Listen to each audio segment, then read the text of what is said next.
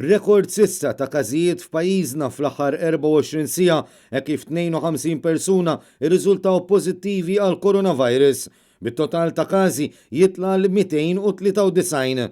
Fost il-każi l-ġodda 4 irriżultaw f'Għawdex. Dawn id-dettalji tħabbru f'konferenza tal-aħbarijiet mid-Deputat Prim Ministru Ministru tas-Saħħa Chris Fern kif ukoll mis-Superintendent tas-Saħħa Pubblika Charmaine Gawci. Il-Professur Gawci spjegat li 12 mill-każi irriżultaw matul il-jum 6 nisa u 6 irġiel, 9 minnhom Maltin u 3 barranin. Il-kumplament tal-każi 39 każ ħarġu pożittivi matul il-lejl. 19 minnhom huma nisa u 20 irġiel, 37 minnhom huma Maltin u 2 barranin. Madankollu kien iċċarat li l-ebda wieħed mill-barranin ma kienu immigranti residenti fiċ-ċentru miftuħ ta' Ħalfar. Dwar il-mod kif iċ-ċifra telat daqstant il-fuq f'ġurnata waħda biss, il-Ministru tas-Saħħa qal li l-awtoritajiet tas-saħħa kienu qed jistennew din il-mewġa saħansitra mill-ġimgħa li għaddiet. Din hija figura illi aħna meta konna qegħdin naraw il-curves, il-numri ta' pazjenti ġodda li kienu qegħdin ikollna matul il-ġimgħat. Silna żatt xahar minn mindu kellna l-ewwel każ ta' COVID-19 ġewwa Malta, u f'dawn l-aħħar ftit ġranet, f'dawn l-aħħar 15 minn mindu n-numri kienu biżejjed illi stajna nagħmlu predictive modeling tagħna ġewwa Malta, konna qegħdin nistennew illi ikollna tat-tip ta' figuri fil-fatt mhux illum, imma ftit ġranet ilu. Il-Professur Gawci spjegat li fost il-każijiet tal-aħħar sigħat kien hemm dak ta' mara residenti f'dar tal-anzjani kif ukoll 3 pazjenti li qed jingħataw il-kura fl-Isptar Ġenerali ta' Għawdex u li huma vulnerabbli. 4 oħra jinsabu fit-taqsima tal-kura intensiva fl-Isptar Mater Dei fosthom wieħed li għadu f'qagħda kritika. Wara li ż-żewġ kelliema tennew l-appell biex kulħadd joqgħod id-dar, fil-konferenza tal-aħbarijiet ħabbar in-numru 1770 bħala helpline għal dawk li qed isofru minn ansjetà u problemi ta' saħħa mentali.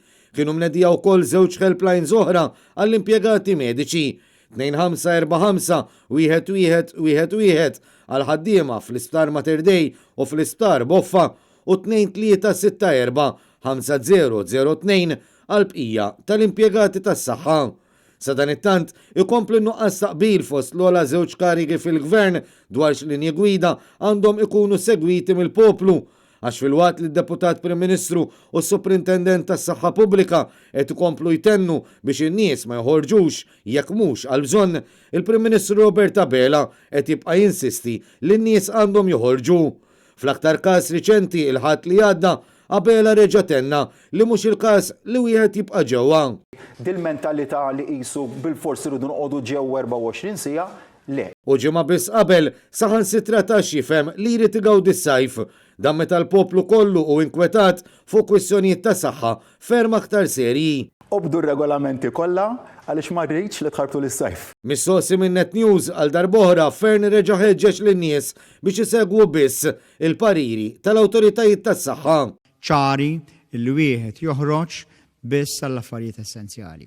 Jekk tista' tagħmel eżerċizzju fid-dar, tagħmel eżerċizzju fid-dar, jekk ma tistax tagħmel eżerċizzju fid-dar u għandek post sikur fejn tista' tagħmel eżerċizzju waħdek jew tnejn min-nies, allura dak mhux ma jfissirx li qegħdin jinkisru regoli illi tat is-Superintendent tas-Saħħa Pubblika. Importanti illi nibqgħu nżommu ma' dak illi tgħidilna s-Superintendent tas-Saħħa Pubblika ma' dak li jgħidilna l-awtoritajiet tas-saħħa biex bekk kemm jista' jkun dejjem nibqgħu nikkontrollaw is-sitwazzjoni. Dil-mentalità li qisu bil-forsi rridu noqogħdu ġewwa 24 siegħa, le. Le m'hemmx verżjonijiet differenti. Qudiem dawn id-dubji f'moħħ il-poplu, l-Oppożizzjoni Nazzjonalista tenni li l-Maltin u l-Awċin għandhom isegwu l-pariri mogħtija mis-Suprintendenza tas-Saħħa Pubblika.